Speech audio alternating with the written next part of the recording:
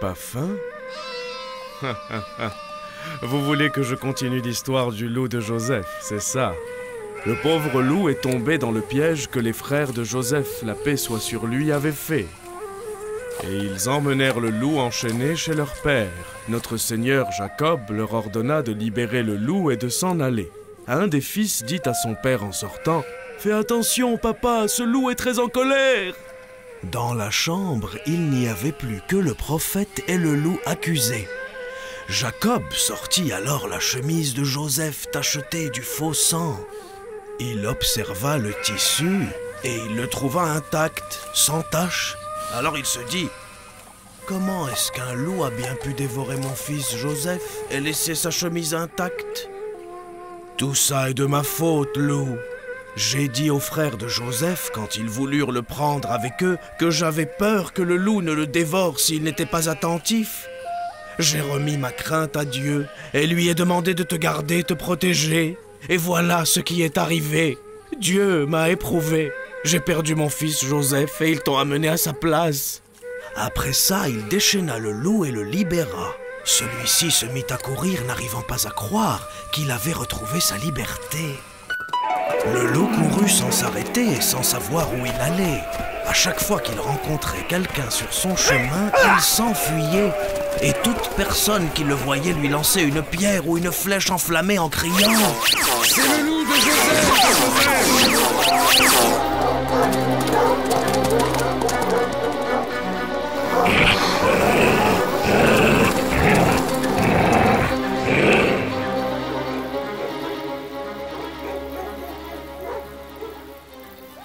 Tes blessures ne sont pas graves.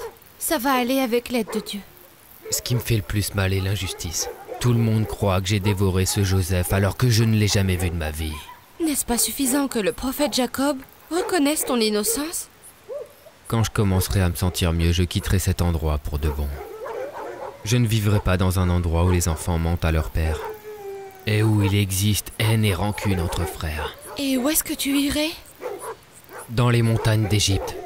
Et je vous prendrai avec moi. Est-ce que nous allons pouvoir vivre là-bas? Notre destin nous précédera où qu'on aille.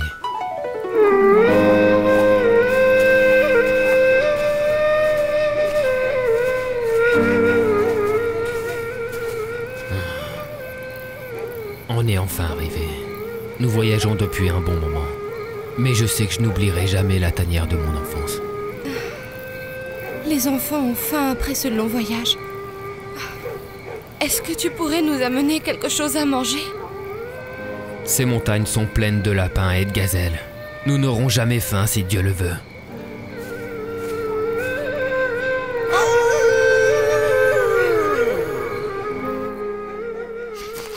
Je ne sens l'odeur d'aucun animal dans cette montagne.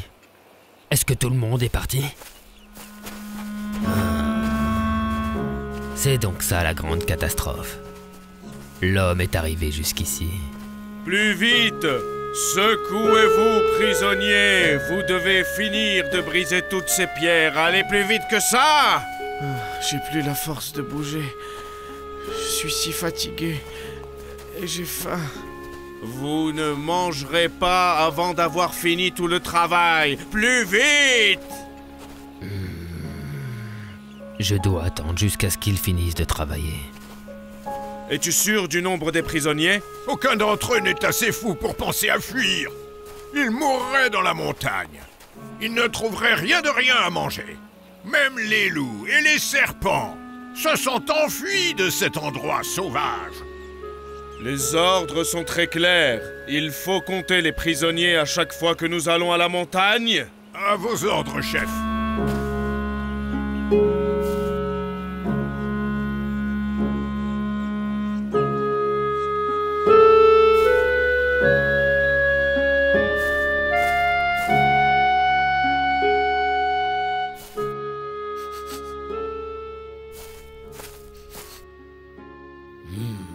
Qu'est-ce que c'est que cette odeur?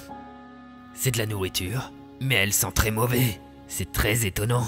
Comment les hommes peuvent-ils manger cette nourriture fraîche que le feu a pourrie?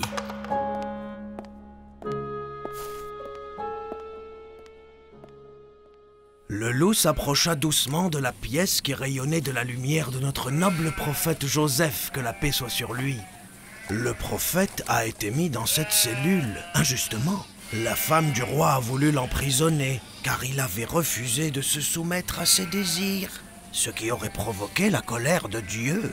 Dans cette prison, le prophète Joseph invitait ses compagnons à croire en Dieu, le Tout-Puissant. Les prisonniers rassemblés autour du prophète ont été affectés par ses paroles et son invitation à croire en Dieu. Le loup aussi s'asseyait là. Il appréciait la lumière qui sortait d'entre les barreaux.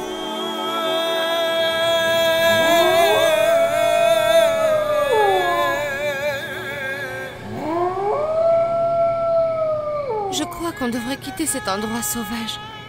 Il n'y a rien à chasser pour donner à manger aux petits. Tu sais, j'ai beaucoup aimé écouter cet homme emprisonné qui semble être quelqu'un de bien. Il parle sans cesse du Dieu unique. Et il arrive même à expliquer les rêves et leur donner un sens. C'est très beau tout ça. Mais tu ne réalises pas la gravité de la chose. Est-ce que tu t'imagines vraiment que les gardiens te laisseront te glisser là-bas à chaque fois?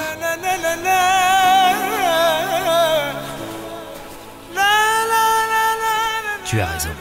On aurait dû partir. C'est toi qui m'as dit que notre destin nous précédera où qu'on aille. Attends, brave. Pourquoi les oiseaux se rassemblent-ils de ce côté?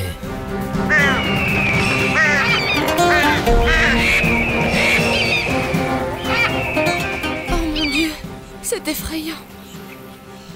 J'ai déjà vu cet homme quelque part. Mais je ne sais pas où. Peu importe, allons-nous-en. Ah, je m'en souviens. C'est un ami de l'homme qui est en prison. Dans son rêve, il s'est vu porter un pain au-dessus de la tête, duquel mangeaient des oiseaux.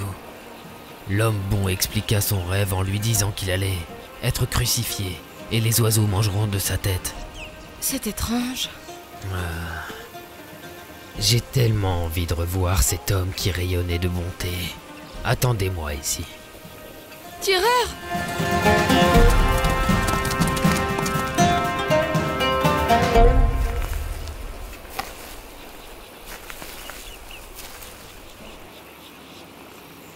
Tu as fait entrer les prisonniers? Oui, et je les ai tous comptés. Par contre, chef, il nous manquera un prisonnier. Le prisonnier Joseph. Il a été envoyé au palais du roi pour une mission spéciale. Retire ce prisonnier de ta liste. À vos ordres, chef. Mais pourquoi ça? Tu ne sais pas ce qui est arrivé. Cet homme a su expliquer le rêve du roi. Alors le roi l'a nommé trésorier des caisses du pays. Hier, il était prisonnier. Et aujourd'hui, il est gouverneur. Gloire à celui qui dure. Regarde ce loup!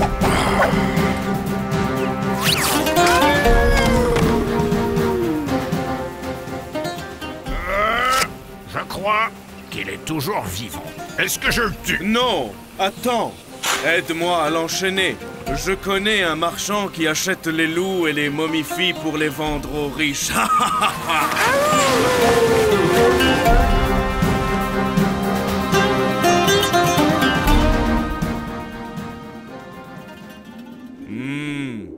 Combien allez-vous nous donner pour ce loup? Je vous ai déjà dit que je n'en avais pas besoin. Je possède déjà une tonne de loups momifiés. Nous en acceptons 5 pièces d'or. J'ai dit que je n'étais pas acheteur. Ah, venez donc avec moi. Et regardez ça. Vous avez vu toute cette marchandise que j'ai? Ce petit loup, par exemple, a été chassé il y a déjà très très longtemps de ça. Regardez les marques de la flèche enflammée sur sa patte. Je ne l'ai pas vendu, il est toujours là. Nous sommes dans un marché en récession. Et personne ne désire nous acheter des renards ou des loups momifiés. Mais j'ai entendu dire que le marché s'est réanimé, après que Joseph ait repris en main les caisses du royaume. En effet, vous avez parfaitement raison. Le marché du bétail et le marché des graines a repris. Le marché des chevaux et des chameaux aussi. Et quant aux loups momifiés, ils ne trouvent pas d'acheteurs. Ah, est-ce qu'on propose le loup à un autre marchand? Le transporter nous coûtera beaucoup plus cher que ce qu'il ne coûte. Laisse-le ici, et allons-nous-en.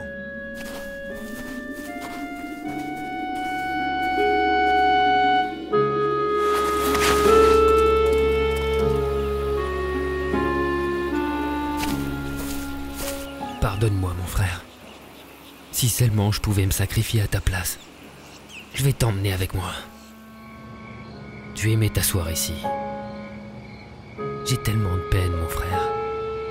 Comme toi, j'ai goûté à la douleur de la flèche enflammée et des lourdes pierres fatales. Mais crois-moi, le sentiment d'injustice fait encore plus mal. J'étais sûre que j'allais te retrouver ici. Tu n'as pas voyagé? J'ai pris les petits jusqu'au bout du chemin. Mais je n'ai pas pu te laisser seul. Je ne suis pas seul. Mon petit frère est avec moi. Laisse-le reposer en paix. Nos petits ont déjà pris la route vers les montagnes de Palestine. Et ils nous attendent. Je ne laisserai pas ma maison et mon frère. On fera ce que tu voudras. Allons chasser quelque chose à manger.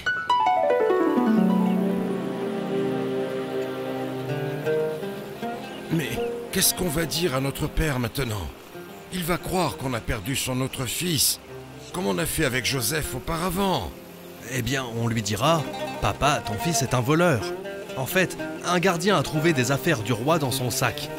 Voilà ce qui est arrivé. » Mais on ne pouvait rien savoir de tout ça. Il ne nous croira pas malgré que ce soit la vérité cette fois-ci. Il va se mettre très en colère.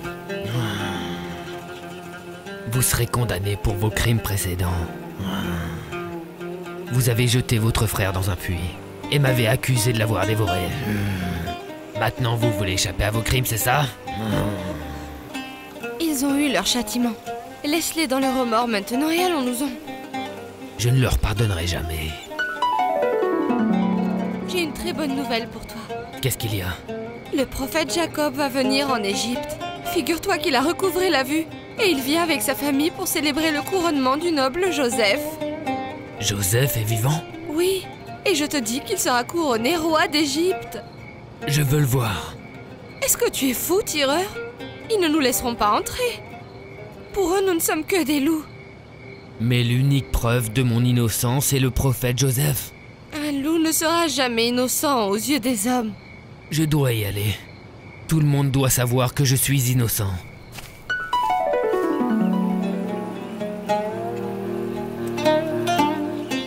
Je ne peux rien voir. La lumière est trop forte. Je vais m'approcher encore. Non, s'il te plaît. Reste ici. Je vais essayer de te décrire ce que je vois.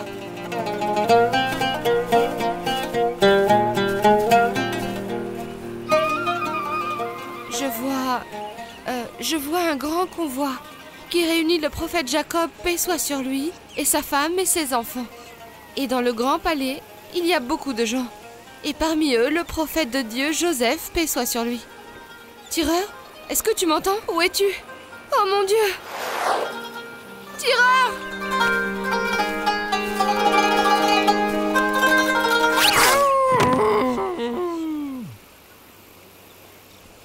Est-ce qu'on doit informer le prophète Joseph qu'on a trouvé le loup? Ne gâche pas cette immense joie par cette nouvelle sans intérêt. Voilà le convoi qui entre au palais.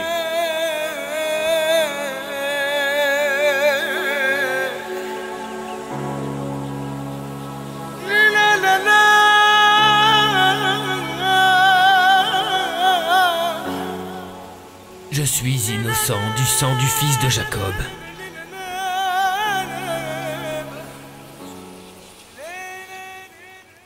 Et lorsqu'ils arrivèrent chez Joseph, celui-ci accueillit son père et sa mère en disant « Soyez les bienvenus en Égypte, où vous serez, s'il plaît à Dieu, en toute sécurité. » Joseph fit asseoir son père et sa mère sur le trône, et tous les membres de sa famille se prosternèrent à ses pieds. Joseph dit alors « Père, voilà l'interprétation du rêve que j'avais fait jadis. Dieu en a fait une réalité. Il m'a comblé de bienfaits lorsqu'il m'a fait sortir de prison, et qu'il vous a fait venir du désert auprès de moi, après que Satan eut jeté la discorde entre mes frères et moi. En vérité, mon Seigneur sauve toujours qui il veut. Il est l'omniscient, le sage. Allah le majestueux a dit vrai. Le loup naïf mourut, en croyant que les gens seraient ravis de clamer son innocence, et qu'ils reconsidéreraient son jugement après ça. Malheureusement, le gardien le tua, pensant faire ce qui était juste en débarrassant la vie d'un mal certain. Nous, les humains, avons l'habitude de voir le loup comme symbole de brutalité et de férocité. Le loup est mort sans savoir que le Saint-Coran de Dieu l'avait disculpé et lui avait rendu justice et avait mis en lumière la conspiration que préparaient les frères de Joseph.